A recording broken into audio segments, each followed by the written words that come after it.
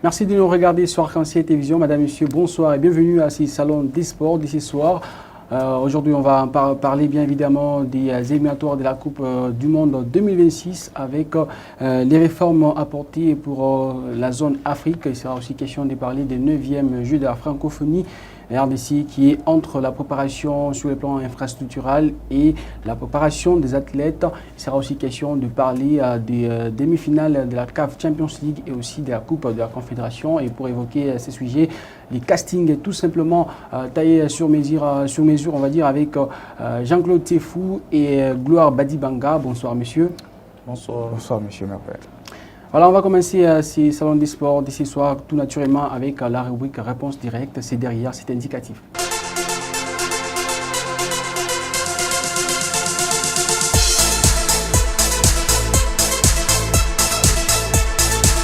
Voilà, Jean-Claude Tifou, la FIFA et la CAF apportent de nouvelles réformes pour les éliminatoires ici en Afrique, pour ce qui est de la Coupe du Monde. Des réformes taillées sur mesure ou bien des réformes qui sont adaptées aux réalités africaines? Elles sont adaptées aux réalités africaines. Je pense que c'est une conséquence logique de la réforme du mondial à 48 équipes et une répercussion sur l'Afrique qui aura désormais 10 représentants. Donc c'est adapté. Gloire? Oui, ce sont des réformes adaptées. Alors on va suivre d'abord cet élément qui revient sur ces nouvelles réformes, ces nouveaux formats des éliminatoires de la Coupe du Monde et on revient tout juste après. Les comités exécutifs de la Confédération africaine de football s'est réunis le jeudi 18 mai à Alger sous la houlette du président de la CAF, Patrice Motsepe. Plusieurs points ont été soulevés et même débattus au cours de ces assises. Celui qui a attiré notre attention est celui de la prochaine phase éliminatoire à la Coupe du Monde 2026. Sur cette question, les comités exécutifs de la CAF a approuvé le calendrier mais également le nouveau format de ces éliminatoires. Selon la Confédération africaine de football, ce nouveau format a été adapté au format élargi de la Coupe du Monde de la FIFA. Il impliquera 54 associations membres de la CAF qui seront divisées en 9 groupes. Chaque groupe comptera 6 nations.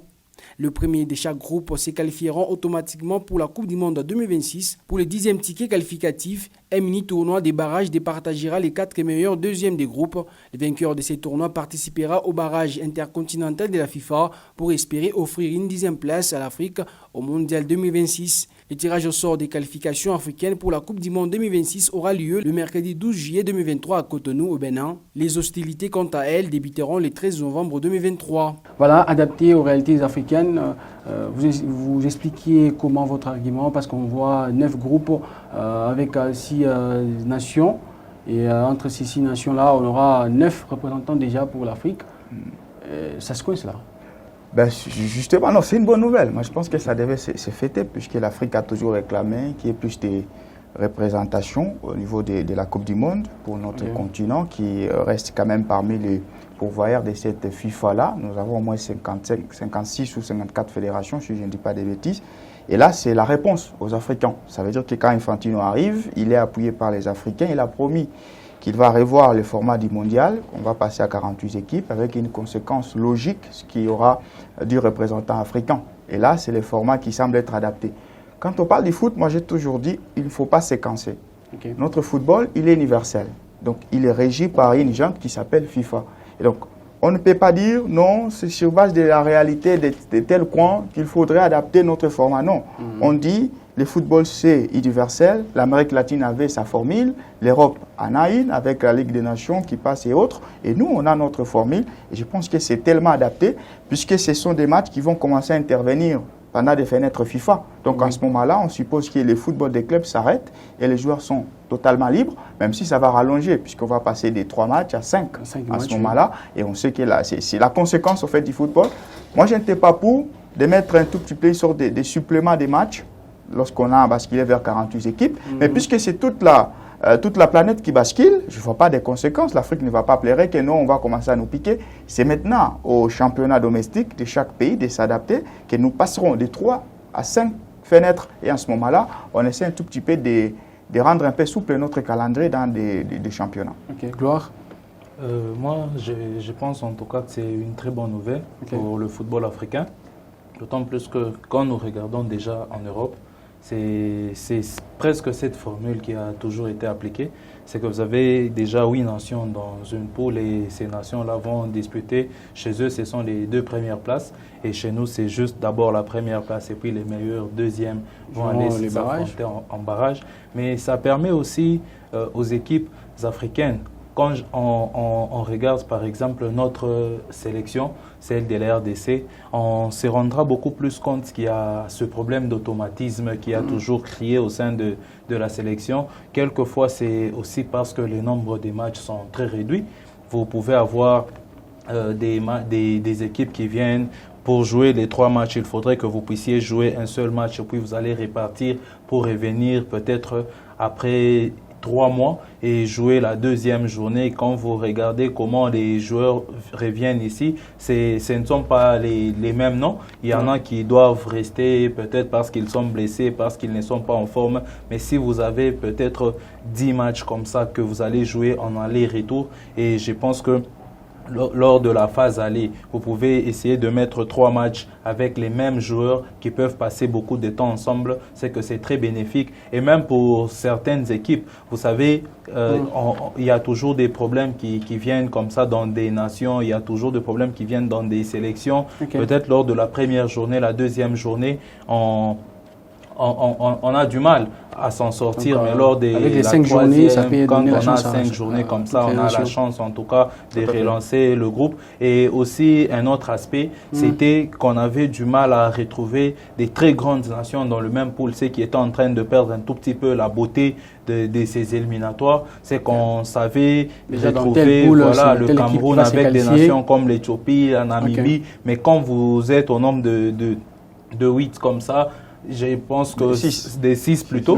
Je pense que vous êtes là. On a la possibilité même de retrouver la RDC peut-être même contre le Sénégal. On a la possibilité de retrouver l'Égypte qui peut affronter l'Algérie parce que le nombre est aussi élevé dans les poules. Donc, à moins que ces nations-là ne soient comme chapeau des têtes. Mais sinon, on a la possibilité Jean-Claude, on va dire que ça renforce dans une certaine manière la compétitivité de ces éliminatoires. Ben oui, justement, je crois que c'est une très belle option. Ça va renforcer ça.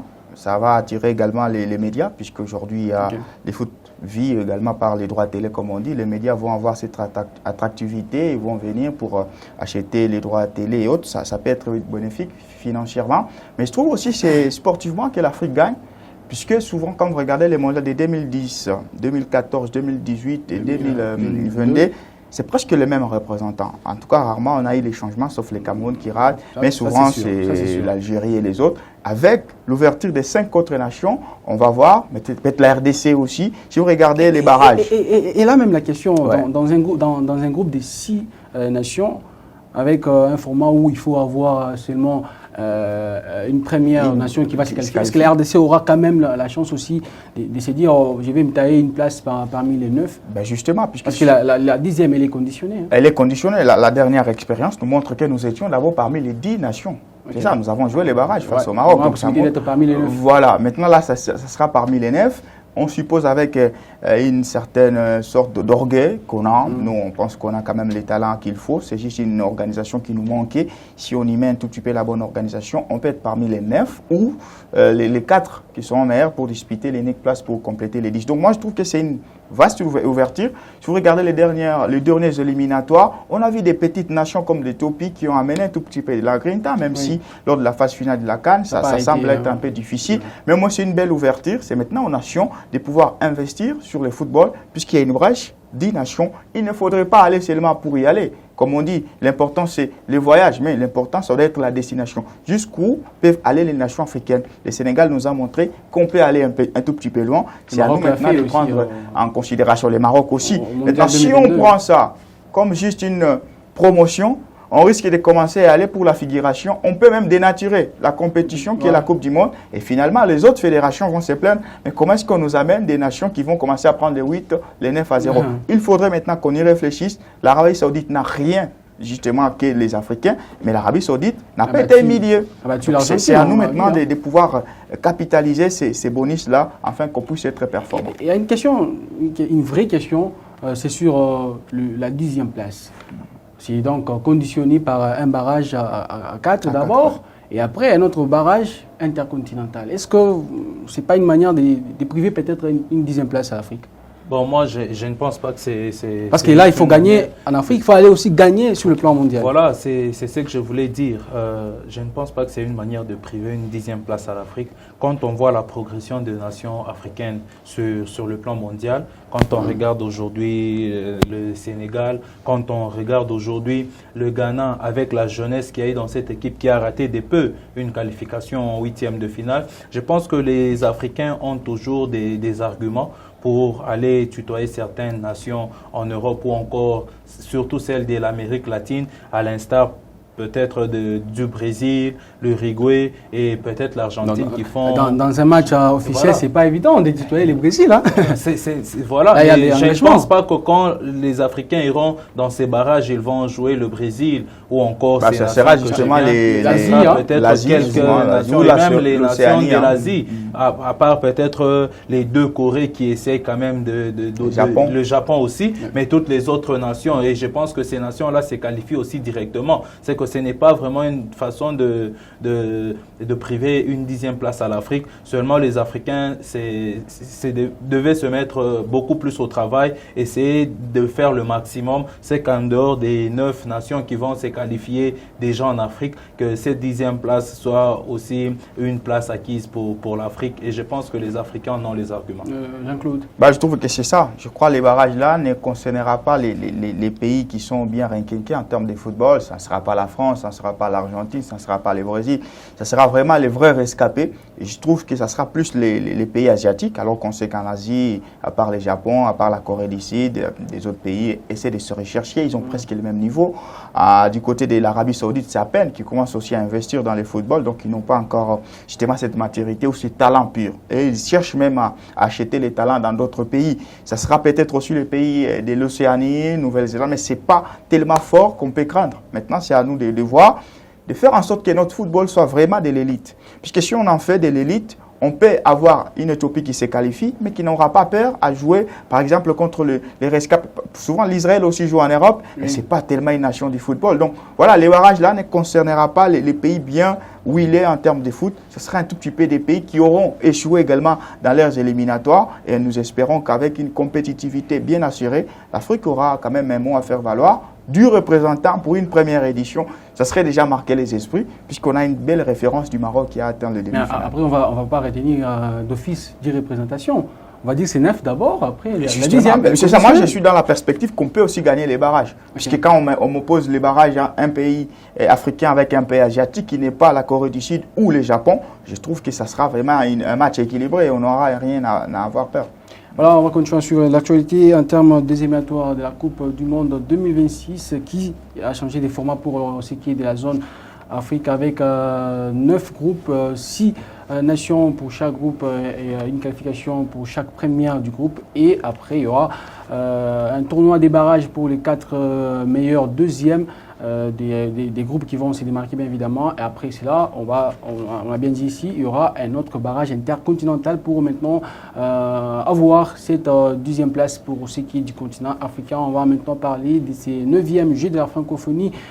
Oui, la RDC se focalise beaucoup plus sur les infras, alors qu'il y a une autre branche, c'est les athlètes qu'il faut préparer. Justement, c'est déplorable. Moi, je pense que sur ce jeu-là, c'est une honte qu'on a essayé un peu de vendre notre pays. Déjà, les reports, le premier, là, a été dit au Covid, mais le deuxième, c'est par notre impréparation. Et celui-ci, c'est au forceps. Quand je regarde, on est en train de forcer, justement, pour qu'on puisse se tenir au nom peut-être de la notoriété qu'on a, un grand pays francophone, la capitale Kinshasa qui est la plus vaste en termes de superficie, en termes également de l'émancipation urbanique. Notre pays, nous connaissons cette chanson. Okay. Nous sommes toujours mal préparés, toujours. Et nous le faisons à la va-vite. Et nous sommes spécialistes en ça. Ce que moi je déplore, c'est le manque d'accompagnement du gouvernement. Je crois qu'il y a une certaine zizanie qui s'est installée. On ne sait pas. Manque d'accompagnement du gouvernement parce que le gouvernement s'implique beaucoup plus dans les infras et aux fédérations qui seront. Mais justement, moi je trouve qu'il y a une cacophonie. On ne sait pas qui normalement devait préparer ces jeux. Puisque même quand Kaboul prend les commandes, je crois qu'il est plus focalisé sur la ligne à foot, puisque là, c'est un peu lisible que sur la francophonie. C'est à peine qu'il commence à s'imprégner également de l'évolution des infrastructures. C'est parce qu'il est le patron des sports. Ça veut dire qu'il y a un coordonnateur de ce jeu. Alors que le coordonnateur, pour moi, c'est un point focal administratif. Lui, il fait les ponts entre peut-être les gouvernements ainsi que la francophonie. Isidore, quelque chose comme ça. Alors, nous, on pensait que c'est lui qui devait normalement organiser tout ce jeu-là. Et organiser, il est en train de le faire sur les volets infrastructure. Il ne faisait pas ça sur les volets préparation des athlètes. Ça devait être maintenant aux fédérations de se concerter. Nous avons un comité olympique dans ces pays. C'est à ce moment-là que ces comités devaient travailler, voir quelles sont les provinces qui sont aptes à pouvoir nous ravitailler en termes d'athlètes et comment on se prépare, comment on équipe nos athlètes. Et moi, je trouve que ce sont les fédérations qui étaient un tout petit peu en train de... Parce qu'elles sont toujours très mal préparées, elles ne sont pas financées, ça on le connaît. Donc, elles étaient un peu distraites. Et curieusement, on se rend compte au niveau de la coordination de ces Jeux, rien n'est fait pour nos athlètes. Et c'est honteux puisqu'on se rend dans des provinces, certains, par exemple ici en province du Haut-Katanga, les athlètes ne savent même pas comment ils vont rallier Kinshasa. Et c'est là la difficulté. Donc, il n'y a pas eu une bonne synergie. C'est une première expérience qu'on prépare des Jeux de telle envergure et on est allé dans tous les sens. Et curieusement, aujourd'hui, je ne sais pas qu'est-ce qu'ils vont maintenant faire, puisqu'on est largement en retard en termes de préparation d'athlètes, on est en retard en termes de préparation infrastructurelle, et du coup, la RDC, elle est prête pour recevoir cette honte encore une fois de plus. Gloire, la RDC qui prépare les infras, alors qu'il y a une autre volet très importante, c'est les athlètes qui doivent être bien préparés et compétir face à d'autres athlètes des nations qui seront bien évidemment à ces Jeux. Je pense que c'est une maladie qu'on a chez nous au Congo. Nous aimons vendre l'image plutôt que l'important. C'est que nous aimons beaucoup plus le folklore chez nous en RDC. On se rend compte que les infrastructures, tout ça, c'est très beau en tout cas. C'est bien que vous puissiez avoir un stade Tata Raphaël neuf, que vous puissiez avoir, je ne sais pas moi, une arène de basket, que vous puissiez avoir tout ça. Mais le plus important, c'est aussi les résultats. Parce que c'est une honte pour la RDC d'organiser ces Jeux de la francophonie. Et vous voyez que la RDC ne remporte aucune médaille, par exemple. Et je pense que le sport n'a jamais été quelque chose qui donne des résultats de manière hasardeuse. Je pense que le sport a besoin d'une préparation. Oui. Tous les athlètes ont besoin de s'entraîner. Ils ont besoin, c'est ce que j'étais en train de dire ici, par exemple, quand on voit notre équipe nationale senior, très souvent, on crie ce problème de manque d'automatisme. Mais quand on a les Jeux de la francophonie qui arrivent d'ici peu, je ne vois pas par quelle magie vous allez commencer une préparation peut-être déjà au mois de juillet. Et puis, vous voulez avoir des résultats. Jusque-là, même dans les provinces, je ne pense pas qu'il y a des activités comme ça qui sont organisées en vue des Jeux de la francophonie. Vous allez vous rendre compte que tous les sports en RDC sont par terre et on se base beaucoup plus sur les infrastructures. On devrait arranger ce stade et je pense que moi, c'est une très grande honte. Et même ces infrastructures sur lesquelles les gouvernements est en train de s'atteler beaucoup plus. Aujourd'hui, on n'a pas les résultats qu'on est en train de nous donner. C'est peut-être les réseaux sociaux, c'est peut-être une communication, c'est ton chef qui t'envoie, tu viens de dire, voilà, nous sommes à 80% de travaux. Alors on va dire, la RDC est en retard la RDC est en retard par rapport à tout ce qui est lié au jeu de la francophonie. La RDC, c'est un problème de préparation d'abord en termes d'infra, c'est un problème de préparation maintenant sur le plan sportif, parce qu'aujourd'hui, on ne sait pas qui va représenter la RDC. Les sportifs qui sont ici, les boxeurs, ceux qui font le karaté, ceux qui font le judo, les athlètes, tout ça, personne ne se prépare. Aujourd'hui, on ne parle plus d'un championnat d'athlétisme à Lubumbashi et même le championnat provincial, on n'en parle pas.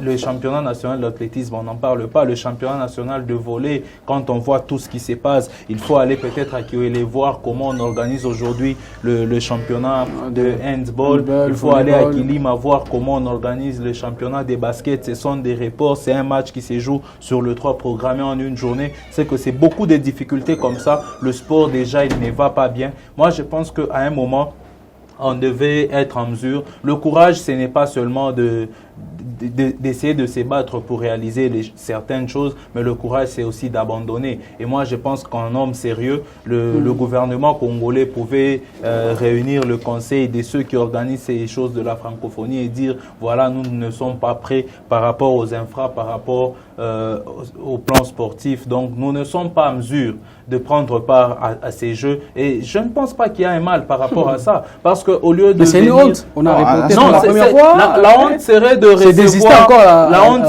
la honte serait de recevoir, par exemple, des Français qui viennent jouer dans des infras qui ne sont même pas comparables peut-être à ce qu'on peut trouver dans leur parc chez eux en France. La honte serait de voir les Français venir aujourd'hui humilier. Non, je crois que les infrastructures vont répondre. Non, ils ne peuvent pas les abriter sans pour autant checker en termes normes. C'est ça, je pense que mais quand on regarde aujourd'hui ce que nous sommes, le sport en RDC, parce que quand on parle du sport, on a déjà comme une maladie chez nous en RDC, le sport, les gens n'ont que le football dans la tête. Mais le sport aujourd'hui, c'est aussi toutes les disciplines connexes. Et surtout pour ces jeux-là, c'est beaucoup plus... C'est beaucoup plus les disciplines connexes. Surtout. Voilà, et quid aujourd'hui de toutes ces disciplines, ces sportifs, ces athlètes qui doivent nous représenter, qui les a contactés? Personne ne sait quand est-ce qu'on va m'appeler. Tout le monde est en train de s'y préparer, mais finalement, on n'a même pas l'idée de qui va nous représenter. Ça devient déjà une grande maladie. Pour moi, c'est une bonne nouvelle, parce que ça étale au moins les faiblesses qu'il y a dans les disciplines individuelles. Boxe et Zango, parce qu'il y aura les Zango qui sera vraiment aussi de la partie. Je crois, pour un gouvernement sérieux, pour un ministre des Sports sérieux, c'est facile maintenant de faire l'autopsie. Il se rend compte, via ces jeux de la francophonie, du désordre qu'il y a dans d'autres fédérations. Ça veut dire que nous avons des fédérations qui n'ont même pas de connexion interprovinciale. Il y a une fédération qui n'est qu'à Kinshasa, qui n'a aucun contact avec une fédération, une ligue qui serait en province. Et à ce moment-là, c'est ce qui crée la zizanie aujourd'hui. Il y a des athlètes ici en province qui ne savent pas que c'est eux qui vont représenter la RDC à ce jeu. Il y a d'autres qui sont à Kinshasa, qui se préparent parce qu'ils pensent... Il y en a même des disciplines qui ne savent pas... Voilà, qui seront alignés. Voilà. Donc, il y a des athlètes à Kin qui pensent qu'ils seront alignés juste parce qu'ils sont à Kinshasa. Ils se disent, voilà, il y aura des difficultés à ce que les athlètes des provinces rallient Kinshasa. Et à ce moment-là, c'est nous qui vont représenter la République démocratique du Congo. Et ça, c'est une maladresse, c'est un désordre qui a été bien organisé. Et je pense que si, en tout cas, nous avons de vrais hommes d'État qui sont en train de chapeauter notre sport, c'est à ce moment-là de s'en saisir. On peut accepter d'échouer à ce 9e jeu, même si ils sont organisés chez nous, mais au moins après, faire mettre une belle autopsie et afin d'apporter des bons produits qui vont guérir. Sinon, moi je suis en train de voir un ministre qui compile des audiences, alors qu'il y a un mot qui est là. Les jeux de la francophonie sont là. Mais s'il faut te concentrer, c'est là qu'il faut apporter des solutions. C'est là qu'il faut déjà contacter certains gouverneurs afin qu'ils puissent disponibiliser les billets. Mais qu'est-ce qu'ils font là? Ils sont à Kinshasa, ils rêvent de faire l'entretien du stade des martyrs, les dehors du stade des martyrs, alors qu'au mois de juillet, on risque de voir des sortes de débats. Aujourd'hui, quand on parle d'une honte qui est en train de venir, ce n'est pas d'être bien organisé. Voilà, ce n'est pas seulement en termes des résultats qu'on aura sur le plan sportif, mais aujourd'hui, la question qu'on devait se poser, les Jeux de la francophonie, il y aura quoi au menu? C'est aussi une question qu'on devait se poser. Quand on voit aujourd'hui les Français en train de préparer les JO de 2024 depuis plusieurs années, mais déjà on était en train de nous dire toutes les disciplines qui devraient être dans cette organisation. Mais aujourd'hui, il y a des petites vidéos sur les mais il y aura forcément moins 9 disciplines. Voilà. Mais nous ne sommes pas vraiment bien fixés. Nous ne sommes pas vraiment bien fixés. Nous savons seulement qu'il y a des disciplines qui ont toujours été là. Mais finalement, est-ce il y a de l'innovation ou encore il y a des disciplines qu'on a supprimées? On ne sait pas. Nous avons seulement une idée de tout ce qui s'est toujours fait, mais le coordonnateur, la coordination des Jeux de la francophonie n'a pas encore dit clairement il y aura quoi au menu. Cela pouvait aussi permettre à certains athlètes de certaines disciplines de commencer à se préparer. Et même si vous n'êtes pas en mesure aujourd'hui de réunir tous les jeunes, mais il suffit seulement que moi, tel que je suis à Lubumbashi, que vous puissiez me contacter pour me dire que je vais représenter la RDC dans la danse, par exemple. Je sais déjà me préparer, peut-être attendre mon billet. Parce que le simple fait de représenter sa nation aux Jeux de la francophonie, c'est une motivation déjà. Et je pense que la RDC, on n'a pas toujours d'argent quand il faut soutenir les autres disciplines ou les autres athlètes, à part les footballeurs. Et les autres là, ils le font avec l'argent, ils le font avec les basketteurs, ils le font avec leurs moyens. Et moi je pense qu'aujourd'hui c'est déjà une motivation. Le fait seulement de faire savoir à X ou Y que toi tu vas représenter la nation, c'est une discipline. Et apparemment on n'a même pas la personne qui va contacter les athlètes. C'est ce qui est. Mais la coordination, c'est quoi son travail? C'est là où j'avais dit, c'est la première confusion. Ça veut dire que la coordination, normalement, c'est une coordination administrative. La coordination supervise l'évolution des travaux. La coordination n'a rien à voir avec ce qui doit représenter la RDC. Ça veut dire que la coordination n'a même pas une portée un peu nationale. La coordination vous aide justement à des Il n'y a même pas une communication avec les fédérations. C'est à ce moment-là que la coordination est censée ramener toutes les fédérations de tout le pays qui vont participer. De dire, voilà, les disciplines sont ici. Nous avons besoin, par exemple, pour les Gabon, tel nombre d'athlètes, comment on fait le visa. C'est ça le rôle de la coordination. Alors, si je comprends, il n'y a pas une coordination nationale. Technique, voilà, une coordination technique qui devait normalement commencer à organiser, par exemple, les Jeux sur les plans provinciaux. Hein, on dit, telle province, les meilleurs boxeurs, par exemple, de la Tchopo, va représenter la République démocratique du Congo à la catégorie.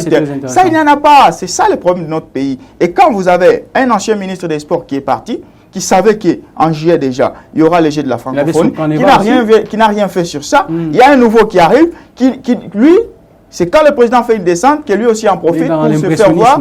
Non, on se demande où va notre sport, et c'est là où c'est regrettable. C'est très regrettable, et là, ça serait une débâcle. Peut-être aussi, on peut être aidé par la désorganisation des autres pays africains, parce qu'on sait que la francophonie, c'est plus africain, le Canada, la France viendront, mais on sait que c'est africain.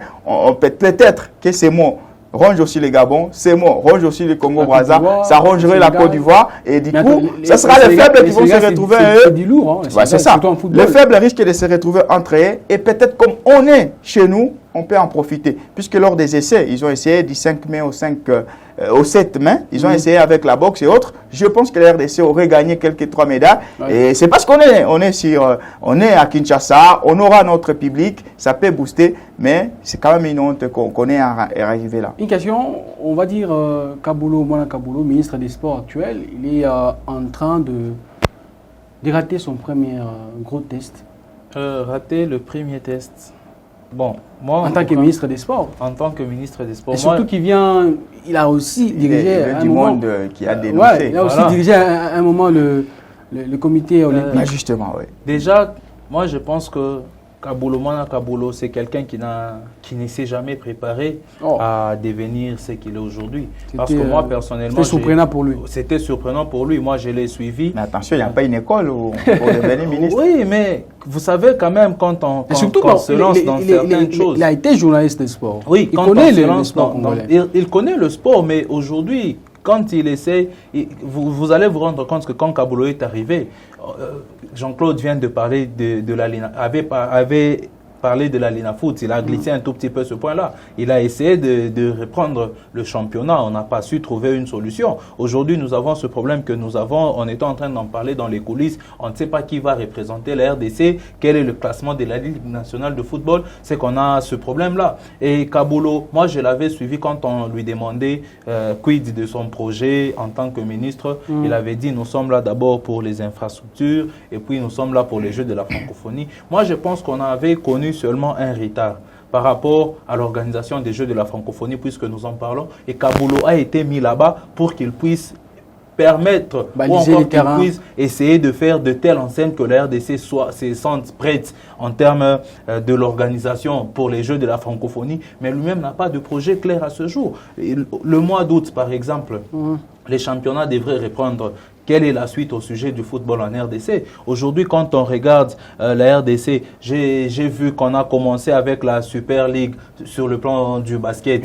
Mais quand on regarde aujourd'hui la RDC, les équipes comme Mazembe, les équipes qui nous ont représentés lors des éliminatoires, aujourd'hui, qui parle de ces équipes-là? C'est quoi la santé du basket en RDC? Moi, je pense que c'est toutes ces choses qui sont en train de faire en sorte que ça soit un échec. La maladie de nous, Congolais, c'est qu'on sait acclamer quelqu'un quand un sport que nous aimons est en train de réussir, nous pensons que la personne est en train de réussir. Le sport en RDC aujourd'hui, ce n'est pas seulement le football. Le sport en RDC, c'est toutes les disciplines sportives qu'on reconnaît. C'est beaucoup plus dans le basket. Moi, je trouve, voilà. Et moi, de l'honneur sur le plan international. Aujourd'hui, Kaboul n'arrive pas à remettre sur pied, ne fût-ce qu'un seul sport, je pense qu'on peut aujourd'hui parler de l'échec, mais on ne va pas aller aussi vite en besogne. Pour l'instant, il est en train de jouer, mais attendons encore un tout petit peu. Oui, il n'échoue pas. Moi, je trouve qu'il fait encore son autopsie. C'est très important.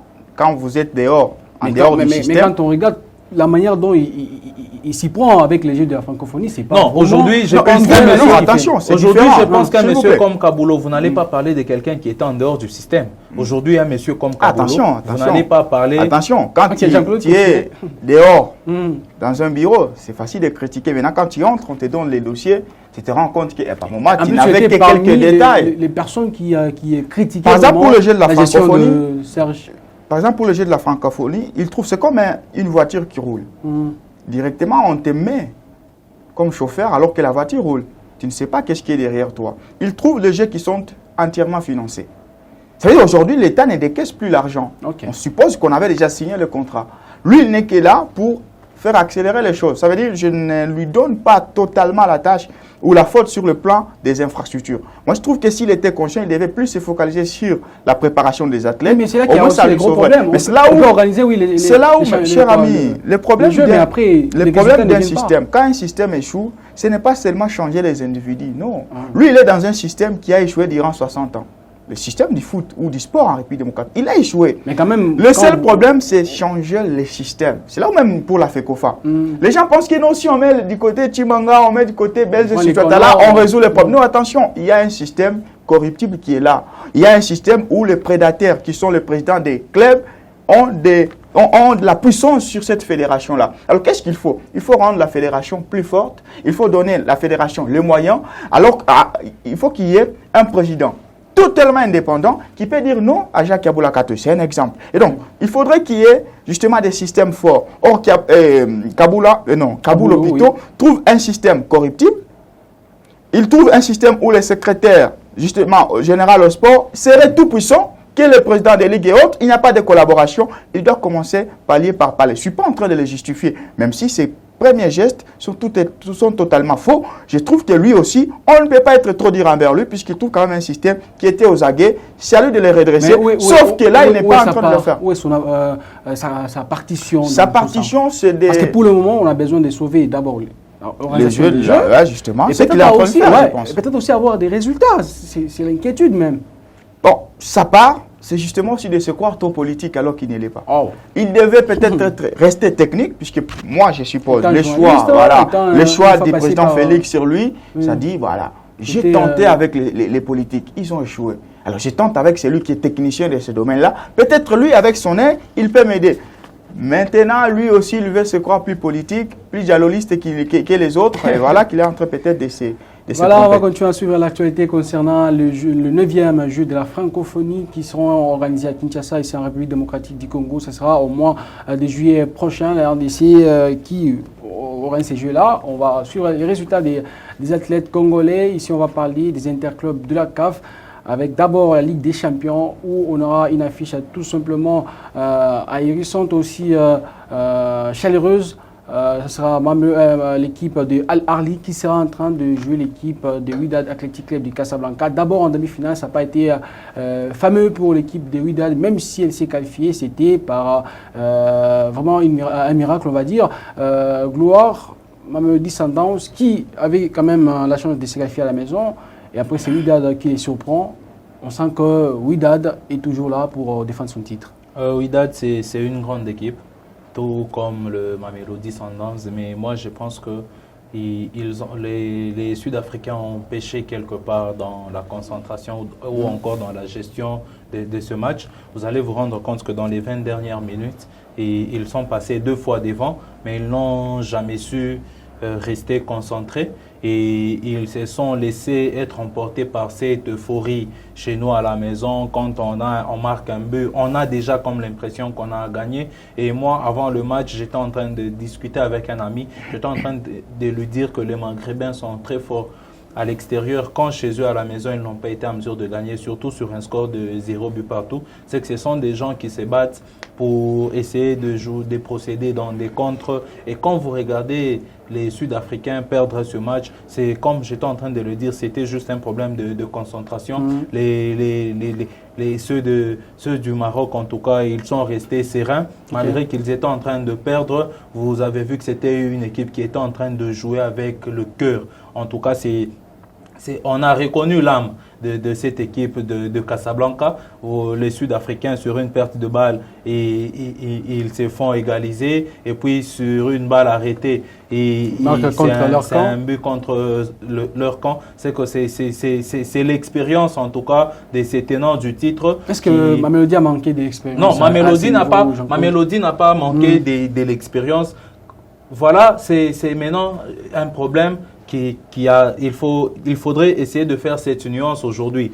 Quand on parle d'une équipe, il y a le nom et puis il y a les joueurs qui ont le caractère de cette équipe. Et voilà. Et moi, je pense aujourd'hui, quand on sait aller en Europe, l'équipe de City, par exemple, battre le Real de Madrid de cette manière, c'est que les joueurs de Manchester City ont grandi un tout petit peu par rapport à ce qui s'était fait l'année passée. C'est que City, c'était une équipe en mesure de battre le Real l'année passée, mais ils ont pêché sur quelques occasions et ça leur a coûté cher. Et c'est ça aujourd'hui avec l'équipe de Mamelodi. Quand vous regardez aujourd'hui l'équipe de Mamelodi, c'est une équipe remplie il y a des cadres, mais il y a aussi beaucoup de jeunes joueurs qui sont peut-être là à leurs premières expériences. Peut-être un match comme celui-là, quand vous essayez de jouer Wydad à la maison, c'est un match où vous êtes en train de mener 1-0, mais vous ne perdez pas une balle comme ça. Je pense qu'un joueur très expérimenté, il ne chercherait pas à faire un geste de trop. Et vous regardez le joueur qui marque contre son camp, le deuxième but, il ne marque qu'à la 82e minute du match, mais il se perd totalement. Quand vous regardez déjà son attitude, c'est fini pour lui. Nous sommes éliminés alors qu'il y a 8 minutes devant vous. Avec le temps additionnel, on peut aller même à 10. C'est qu'il y a des joueurs qui sont dans l'effectif aujourd'hui. Le nom, c'est une chose, mais les joueurs qui ont les caractères de cette équipe, c'est une autre. Voilà, aujourd'hui... Et puis, pour répondre, moi je peux vous scandaliser, mais oui, Mamelodi n'a pas de l'expérience.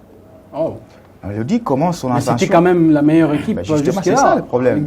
Mamelodi commence son ascension africaine, c'est en 2012 avec Pitso Mosimane, une consécration en 2016 avec les titres. Et du coup, c'est justement des participations. Mais ça et une certaine régularité. La régularité. Mais l'expérience dont on parle, c'est en termes de titres. C'est là où je parle les joueurs d'esprit. Il y a une équipe qui a déjà une culture africaine. La culture africaine, on ne l'a pas quand on participe. On l'a, c'est quand on remporte des titres. C'est là où moi je vous parle que cette défaite de Mamelodi ou cette élimination, ce match nul, manque d'expérience. Pas le manque d'expérience forcément, mais c'est un mythe qui est déjà installé dans notre football noir. Ça veut dire que nous, Africains noirs, là, nous sommes déjà conscients que les nordistes nous dépassent de tout. Et même l'Afrique du Sud. Mais je vous assure, ils les dépassent. L'Afrique du Sud commence petit à petit à challenger. Tu ne peux pas me dire qu'en termes de prestige africain, Mamelodi dépasse les TP. Non. C'est ça. Donc ça veut dire que nous étions avant eux. C'est à peine qu'ils commencent à récupérer leur état puisqu'ils ont tellement de moyens plus que nous. Donc nous avons déjà mystifié les équipes maghrébines. Nous avons déjà mystifié les équipes arabes. Aujourd'hui, c'est justement une équipe comme Monastir qui peut se déplacer, décomplexer Wakamalondo, battre les TP des 0 et rentrer. Même si elle ne fait pas les jeux. Justement, à partir de ce moment-là, nous, dans notre tête, on se dit ces équipes ici sont fortes que nous. Et donc, quand on fait un match nul chez eux, ça devait normalement être une petite victoire, mais pour nous, ça commence déjà à nous interroger. Qu'est-ce qu'on va faire? Comment aborder les matchs? Et c'est dans ça que Mamelodi s'était retrouvé. Il faut un match nul héroïque à l'extérieur face au WAC. Une équipe qui a changé plus de 4 entraîneurs pendant la saison. C'est une équipe complètement déboussolée. Mais quand on joue avec elle, on s'interroge. Donc, l'équipe de Mamelodi avait les ballons, la maîtrise du jeu, mais s'interrogeait un peu trop. Même quand il marquait, on se disait, on peut toujours se faire attraper. Alors, quand vous avez vos joueurs qui s'interrogent au lieu de jouer, là, c'est facile. Parce que Mamelodi, non, l'équipe de WAC s'est dit quoi? Là, on a encaissé le premier bidon. On n'a rien à perdre. On se lâche. Regarde la blessure des os là.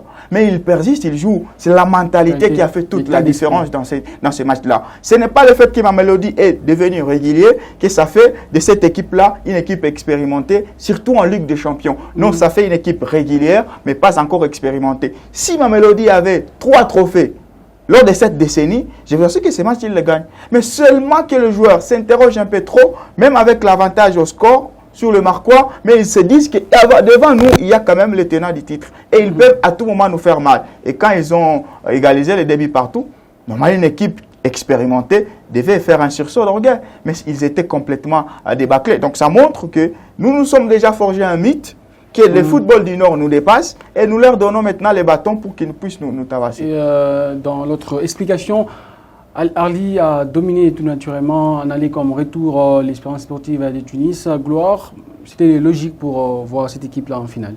C'était très logique en tout cas. Al-Ahly qui a commencé avec beaucoup de difficultés en phase des poules, c'est une équipe qui a même frôlé l'élimination, mais en tout cas il fallait beaucoup plus de rigueur au sein de cette équipe. C'est une qualification obtenue avec manière et beaucoup de caractère.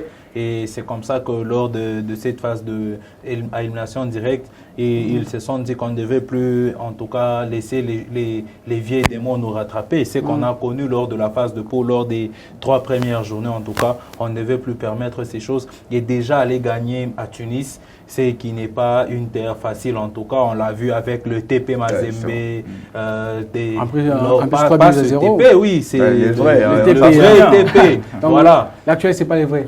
Non, l'actuel, juste une parenthèse. C'est juste Mazembe. Bon, donc, quand on voit Mazembe en 2010 qui pouvait prendre 3 buts à Tunis, et aujourd'hui, quand on pouvait voir même cette équipe de l'Espérance de Tunis battre le national du Caire, là-bas chez eux à Tunis, c'est que, mais cette année en tout cas, c'était une équipe avec beaucoup de caractère. Je pense que c'est une équipe qui est en train de monter vraiment en puissance en regardant leur match, leur dernier match face à Al Hilal du Soudan. Quand on voit cette équipe en quart de finale, quand on voit cette équipe en demi-finale, certaine régularité en termes de résultats. Régularité en termes de résultats, c'est une équipe qui marque beaucoup, même à l'extérieur. C'est que c'est vraiment un grand qui s'est fait respecter. Je pense que la santé de l'Espérance de Tunis, l'Espérance de Tunis, certes, c'est une grande équipe en Afrique, mais c'est une équipe qui est en train de revenir. Mais l'équipe de Al-Ahly, non seulement que c'est une équipe qui a gardé la régularité, mais c'est une équipe qui a gardé un collectif des joueurs qui sont là depuis plusieurs années, qui peuvent montrer même le chemin aux jeunes qui sont en train d'arriver. Et c'est comme ça que cette équipe garde une certaine dynamique. Là, on peut parler de l'expérience.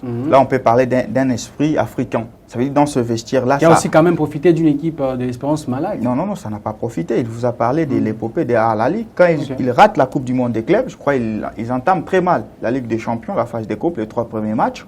Mais puisque c'est une équipe qui transpire l'Afrique, puisque c'est un maillot où quand tu le mets, tu es révolté, toi joueur, tu sois jeune ou pas, tu dois rendre honneur à cette équipe-là. Ils ont fait ces sursauts d'orgueil, ils sont revenus. Et quand tu joues face au Raja, quand tu joues face à Espérance, tu sens qu'il y a de l'expérience. Tu sens qu'il y a la maîtrise, qu'il y a la gestion du match. Les joueurs ne paniquent pas. Même s'ils savent, ils connaissent leurs faiblesses. Mais ils se disent qu'ici, c'est à nous de faire léger. Et c'est à ce moment-là où moi je dis, les grandes équipes ne meurent jamais. Même les TP aujourd'hui, il suffit d'un déclic, ça peut revenir. Et Al-Ahly est en train de donner cette leçon. Ils ont très mal débarqué dans cette Ligue des Champions. Très mal. On s'en souvient avec même la victoire du club de Florent Ibenge. On a même vanté, voilà, Ibenge a gagné. Mais au retour, c'était une leçon justement des football. Et quand ils ont commencé la phase d'élimination directe, c'est là qu'on reconnaît les grandes équipes. Parce qu'à ce moment-là, c'est 90 minutes, vous risquerez de faire foirer votre avenir. Mais je vis une équipe d'Al-Ahly qui s'est ressaisie et qui, pour moi, même si elle a perdu la saison dernière, ce sera la favorite, puisque la saison dernière, il y a eu des circonstances qui sont atténuantes. On va rapidement parler de cette équipe de la Tanzanie qui fait aussi rêver le football, on va dire les footés tanzaniens. C'est Young Africans qui s'est qualifié aussi logiquement en finale de la Coupe de la Confédération avec 2 victoires sur l'équipe de Marumo Galante à la Ligue comme retour, au Magloire. Vous voyez cette équipe-là gagner la Coupe de la Confédération?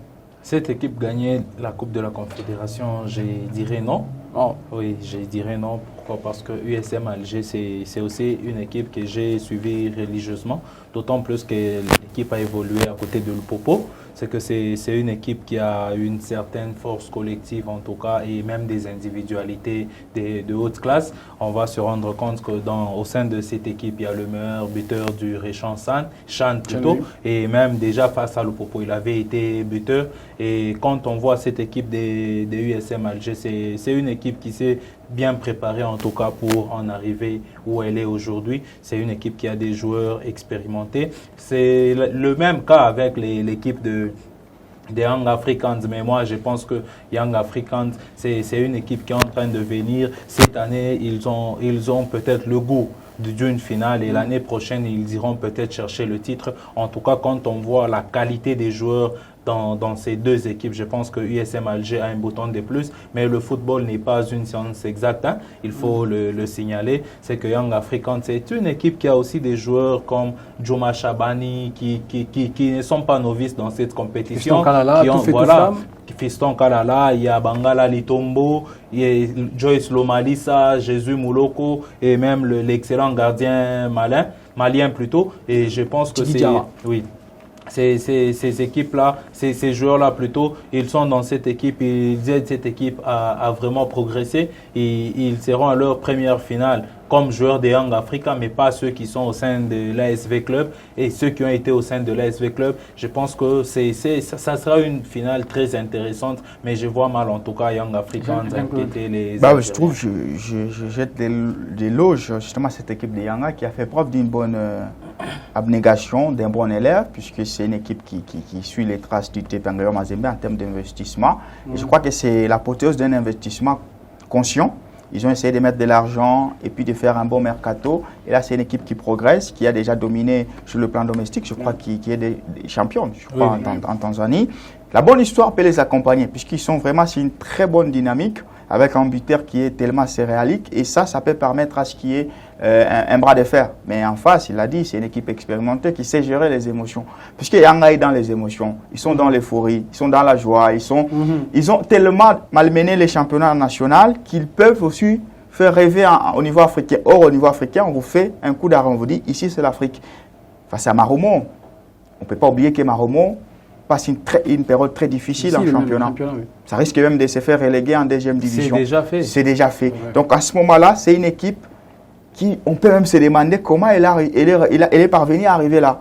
On se demande maintenant de ses adversaires en phase de groupe, de ses adversaires en quart de finale. C'est à ce moment-là où on se dit, oui, Yanga a une très bonne chance aussi de tomber. C'est une équipe tellement fébrile qui faisait justement les sursauts d'orgueil, mais l'USM Alger, c'est une institution bien bâtie plutôt, qui connaît justement la Ligue des Champions, qui connaît la Coupe de la Confédération. Donc c'est une équipe qui est dans l'euphorie, qui fera face à une équipe bien bâtie, qui a des certitudes. C'est là où par moment l'euphorie a des limites. Donc Yanga déjà, le fait d'arriver en finale, c'est peut-être une satisfaction, puisqu'on sous-entend que la saison prochaine, on peut maintenant briguer pour la Ligue des Champions. Mais l'USM, rater une finale, ça sera une sorte d'échec. Voilà, on va sur l'actualité, on va sur ces deux finales des interclubs d'ACAF en Ligue des Champions. Arli sera en train de matcher les Wydad Athletic Club de Casablanca, le tenant du titre même de cette Ligue des Champions. Et en Coupe de la Confédération, ce sera l'équipe de Young Africans pour sa première qui jouera la finale face à l'équipe de l'USM Alger. On va suivre ces deux rencontres qui seront vraiment alléchantes pour ce qui est du football africain. C'est même la fin de ce salon des sports, mesdames et messieurs. On va dire merci à vous, Jean-Claude, pour la participation. Merci, monsieur Merveille, merci à vous. Merci également à tous ceux qui nous ont suivis. Merci aussi à vous. Merci Merveille, merci à Jean-Claude, merci à tous ceux qui nous ont suivis. J'ai fait un concours sportif à une amie, Miss Marla. Voilà, on va en rester là par rapport à ces numéros de ce soir des salons des sports. On va se retrouver le mardi prochain pour d'autres sujets d'actualité sportive. D'ici jusqu'à ce qu'on se retrouve, paix, amour sur vous. À très vite.